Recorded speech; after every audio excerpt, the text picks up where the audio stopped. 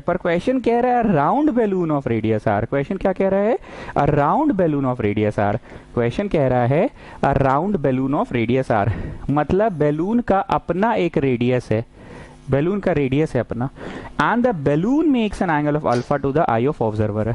क्या नया बात है? वो बैलून जो कि हवा में है, यहां से देखेंगे हम लोग ऐसे करके, क्या वो बैलून सिर्फ एक डॉट मात्र है कि बैलून का एक अपना रेडियस है? सो व्हाट इज द पीला thing students? I am telling you what is the पीला थिंग। द पीला थिंग इज कि बैलून का अपना एक रेडियस है, substance an angle alpha to the eye of observer.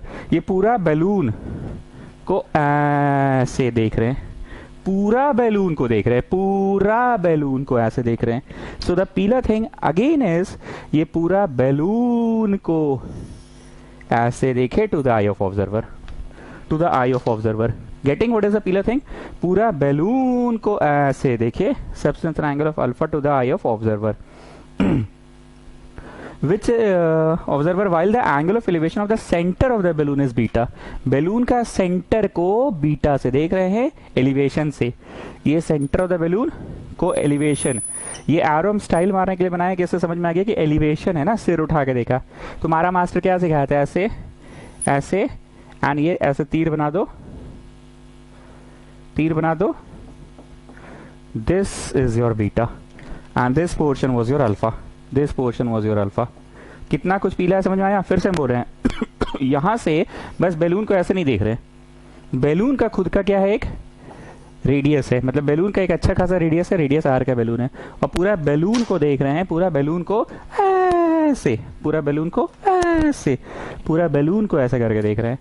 तो ये पूरा बैलून को देखे ऑब्जर्वर ने, पूरा बैलून को देखा, और उसी वक्त पे उसके सेंटर को भी देख रहा है, उसके सेंटर को भी देख रहा है। तो तुम्हारा मास्टर क्या सिखाया? कुछ भी करके राइट एंगल ट्राइंगल होना चाहिए ना। तुम्हारा मास्टर ये सिखाया ना कि कुछ भी करके राइट एंगल ट्राइंगल बनना चाहिए। अब क्लियर हो गई बात? आगे क्या बोल रहा है? Prove that the height of the centre, centre की हाइट क्या है बताओ? सेंटर की हाइट क्या है? OA है। Prove that the height of the centre of the balloon is given as इतना इतना इतना। OA को प्रूव करना है, हाइट ऑफ द सेंटर। कितने लोगों को मन किया था, सच सच बोला तो, स्मॉल h लिखने का? अगर आपको स्मॉल h लिखने का मन किया था तो मत लिखो, क्योंकि ऑफ हाइट h दिया है, नहीं ना दिया है।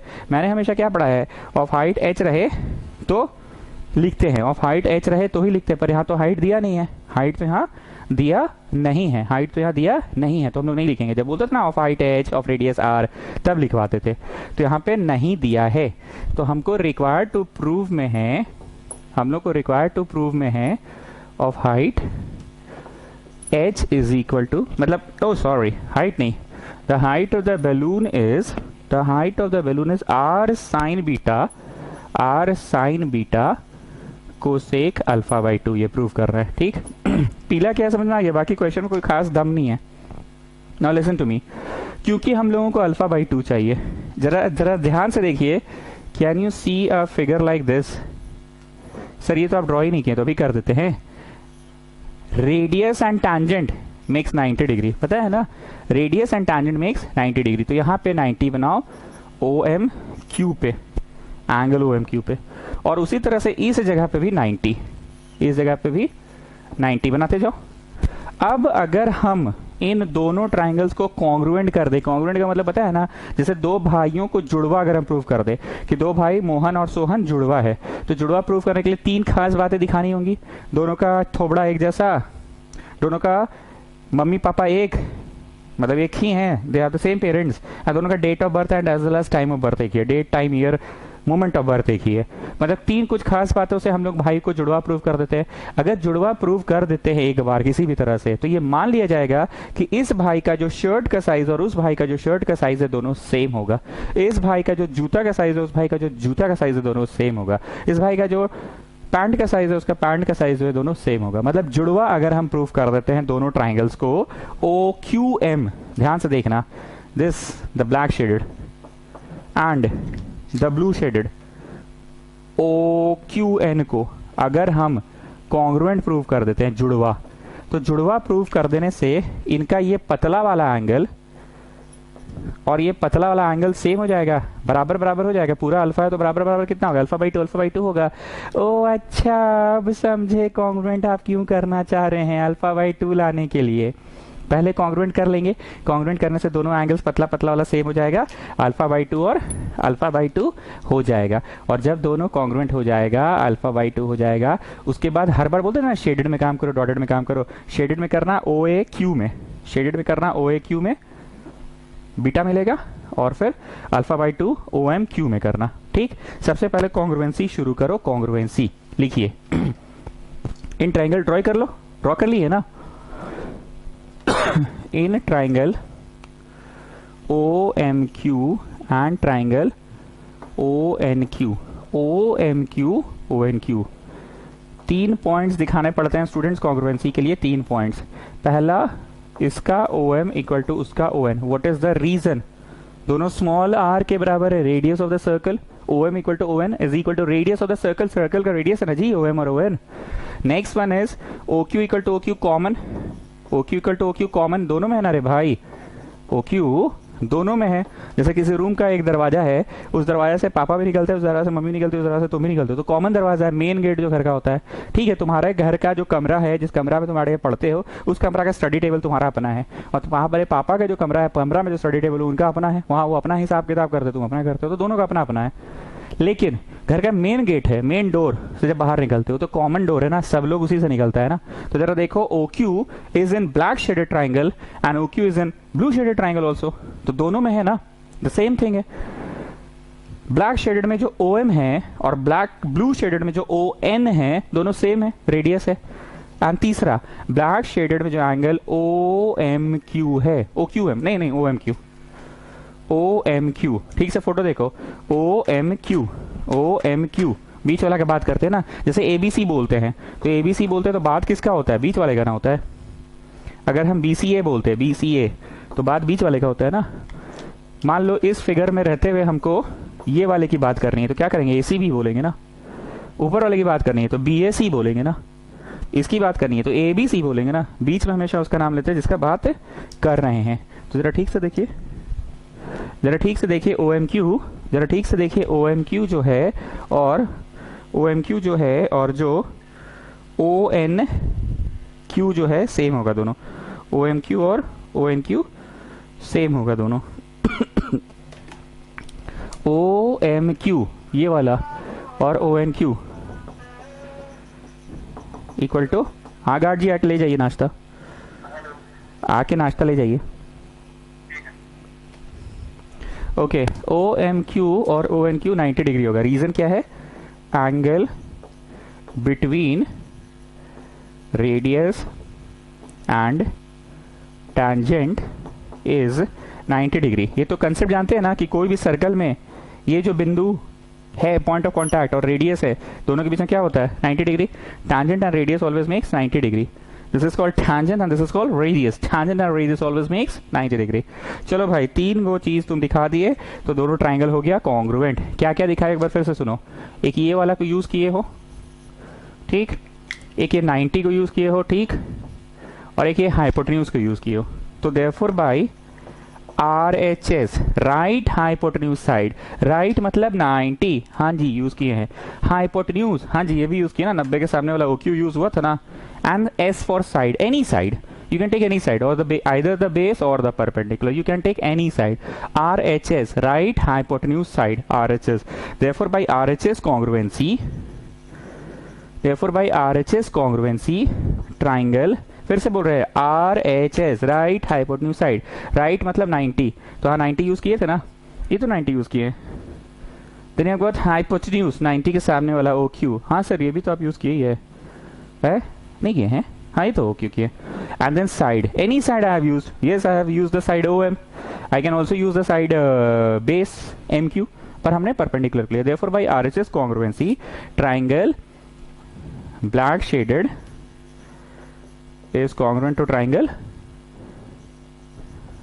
blue shaded, triangle black shaded, अरे black shaded मत लिखना, नाम लिखना, is congruent to triangle ONQ। अरे blue shaded मत लिखना, नाम लिखना, is congruent to triangle ONQ। Congruent होने से क्या हो जाता है? उसके सभी करस्पॉन्डिंग थिंग्स इक्वल होते हैं। एक बार साइड में आइए, करस्पॉन्डिंग थिंग्स मतलब इसका left hand will be equal to इसका लेफ्ट हैंड, हाँ सर, अगर आप जुड़वा साबित कर दिए तो उसका शर्ट का साइज इक्वल टू उसका शर्ट का साइज होगा. This is called CPCT, corresponding parts of congruent triangles. Corresponding parts of congruent triangle. इसका शर्ट का साइज इक्वल टू उसका शर्ट का साइज, इसका जूता का साइज इक्वल टू राम और मोहन अगर कॉन्ग्रुएंट प्रूव हो गया है तो इसका शर्ट का साइज इक्वल टू उसका शर्ट का साइज, इसका पैंट का साइज इक्वल टू उसका पैंट का साइज, इसका जूता का साइज इक्वल टू उसका जूता का साइज होता है. तो इसका लेफ्ट हैंड इक्वल टू इसका लेफ्ट हैंड, इसका राइट हैंड इक्वल टू उसका राइट हैंड, और इसका बेस, हाँ अनुराग बोलो, हाँ जो भी हमको मैसेज करो, हम देखते हैं, पढ़ा रहे भी. इसका बेस इक्वल टू उसका बेस हो जाएगा, इसका बेस इक्वल टू उसका बेस हो जाएगा, इसका लेफ्ट हैंड इक्वल टू इसका लेफ्ट हैंड, इसका right hand equal to right hand, इसका बेस इक्वल टू उसका बेस हो जाएगा. जिस तरह से दो भाइयों को अगर जुड़वा प्रूव कर देते तो इसका जूता का साइज इक्वल टू उसका जूता का साइज, इसका पैंट का साइज इक्वल टू उसका पैंट का साइज, इसका शर्ट का साइज इक्वल टू उसका शर्ट का साइज. ऐसा नहीं होता कि इसका शर्ट का साइज इक्वल टू उसका जूता का साइज, ऐसा नहीं होता है. गेटिंग? तो बताइए जरा, इसका ये पतला वाला एंगल तो क्या उसका वो माथा वाला कि नहीं, इसका पतले वाला एंगल होगा. ऐसा नहीं ना होगा कि इसका पतला वाला, द ब्लैक शेडेड का पतला वाला तो ब्लू शेडेड का माथा वाला, ऐसा तो नहीं होगा. देयरफॉर इसका पतला वाला OQM, angle OQM equal to blue shaded का पतला वाला OQN equal to alpha by 2. क्यों? क्योंकि पूरा अल्फा था ना चिल्ड्रन, दिस पूरा वाज अल्फा, तो आधा आधा होगा, अल्फा बाई 2 हो जाएगा. समझ में आया? कॉन्ग्रुएंसी के बाद क्या हो जाता है? CPCT हो जाता है, corresponding parts of congruent triangles. इतना मैं इसलिए बकबक करके बताया क्योंकि कुछ बच्चे ऐसे होंगे जिनको क्लास 9 पढ़ाने का सौभाग्य मुझे प्राप्त नहीं हुआ होगा, नहीं हुआ था, तो उनको तो समझाना पड़ेगा ना. हमको तो ट्यूशन पढ़ाना है ना, हमको तो ट्यूशन पढ़ाना है ना. फाइनली कॉन्ग्रुएंसी तो भैया ड्यूटी था, फॉर्मेलिटी था. हमको करना क्या है? एक बार अल्फा बाई 2 पे काम कर रहा हूं, एक बार साइन बीटा पे. अल्फा बाई 2 पे काम करना है कौन से ट्राइंगल में? अब शुरू होता है ट्रिग्नोमेट्री. बड़ा बड़ा लिख रहे हैं OQM में. अब शुरू होता है ट्रिग्नोमेट्री. अब तो इतनी देर क्या कर रहे थे? इतनी देर अल्फा बाई 2 ला रहे थे. भगवान जी थोड़ी देंगे अल्फा बाई 2. हम लोग कॉन्ग्रुएंसी से दिखाए कि द ब्लैक शेडेड, फोटो देखो, is congruent to the blue shaded, the black shaded is congruent to the blue shaded, the black shaded is congruent to the blue shaded. इसका पतला वाला equal to उसका माथा वाला. ओह सॉरी, इसका पतला वाला इक्वल टू इसका पतला वाला, इसका पतला वाला मतलब OQM और उसका पतला वाला मतलब OQN. OQM और OQN इक्वल होगा अल्फा बाई 2. अब शुरू होता है मेन खेला, ट्रिगो का खेला. अब शुरू होता है मेन खेला, ट्रिगो का खेला. ट्रिगो में काम करो, sine alpha by 2 equal to people have, this is alpha by 2, this पतला वाला इज अल्फा बाई 2, दिस पतला वाला इज अल्फा बाई 2. नहीं समझ में आ रहा था? यहाँ दिखा रहे हैं, दिस पतला वाला is alpha by 2 and this is also alpha by 2. यहाँ 90 है, 90 है, ठीक है ना. Sine alpha by 2 equal to people, people मतलब OM, पीपल मतलब OM, हैव मतलब OQ. तो sine alpha by 2 equal to OM बोलो, रेडियस. OQ नहीं पता, OQ नहीं पता.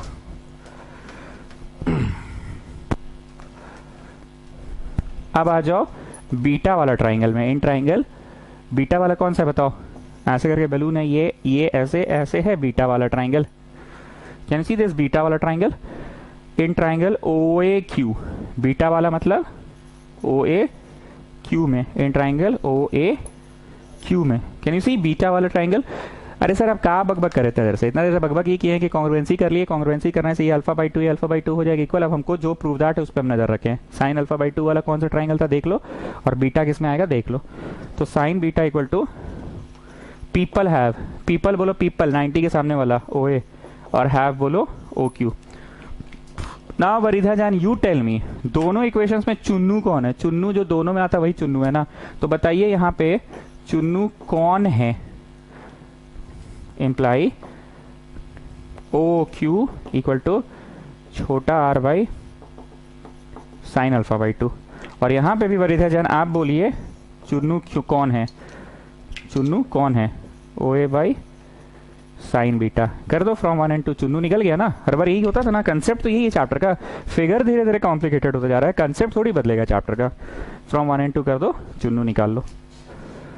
फ्रॉम 1 and 2 चलो निकालो, चुन्नू निकालो. फ्रॉम 1 and 2 चुनू निकालो। बड़ा सीरियस स्टडीज हो रहा है आज नहीं? अरे सवाल भी तो वैसा ही है जी, हंसी मजाक करके पढ़ाएंगे तो बातें याद कैसे रहेंगी, इसलिए थोड़ा सीरियसली पढ़ा रहे हैं। करो फ्रॉम 1 and 2 करो।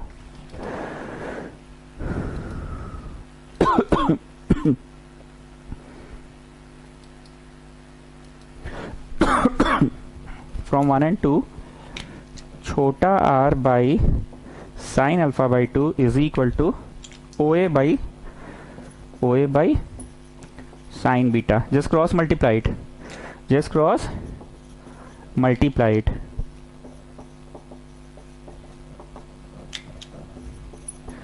तो प्रूफ करना था ना, the height of the balloon OA equal to R, ये ऊपर ले जाओ cosec alpha by 2 sine beta, तो गया आ गया ना। R ये ऊपर जाएगा कोसेक अल्फा बाई 2 और ये साइन बीटा। एक बार समराइज करो इस पूरे क्वेश्चन को गुप्ता तुम। पूरे क्वेश्चन में क्या था, मेन क्वेश्चन का क्या समरी था? पीला बात क्या था कि इसमें कॉन्ग्रुएंसी करना पड़ा। कॉन्ग्रुएंसी करने के बाद अल्फा बाई 2 वाला पे काम किए और बीटा वाला पे काम किए। एनी अदर पीला थिंग? वन मोर पीला थिंग वाज कि बैलून एक डॉट मात्र था कि इतना बड़ा बैलून बनाए हैं। ऑब्जर्वर जो होता था वो डॉट होता था, कभी कभी ऑब्जर्वर का अपना हाइट होता था ना, ऑब्जर्वर एक डॉट होता था, कभी कभी ऑब्जर्वर एक डॉट होता था, कभी कभी ऑब्जर्वर का एक अपना हाइट होता था। नहीं 1.2 मीटर की गर्ल होती थी। यहाँ से तुम एरोप्लेन को देखते थे वो डॉट रहता था, बैलून को देखते थे वो डॉट रहता था, पर इस बार बैलून का अपना अच्छा खासा हाइट है और उस पूरे बैलून को ऐसे देख रहे हो। कैसे देख रहे हो? उस पूरे बैलून को ऐसे देख रहे हो, ऐसे ऐसे। सो दिस वाज द पीला थिंग। चलो तो साइन बीटा R और यहाँ पे है sine alpha by 2 equal to OA। तो ऊपर चला गया तो क्या हो गया? Cosec alpha by 2 equal to OA। So student this was question number 30। पीला लाइट क्वेश्चन था, ठीक है। आज का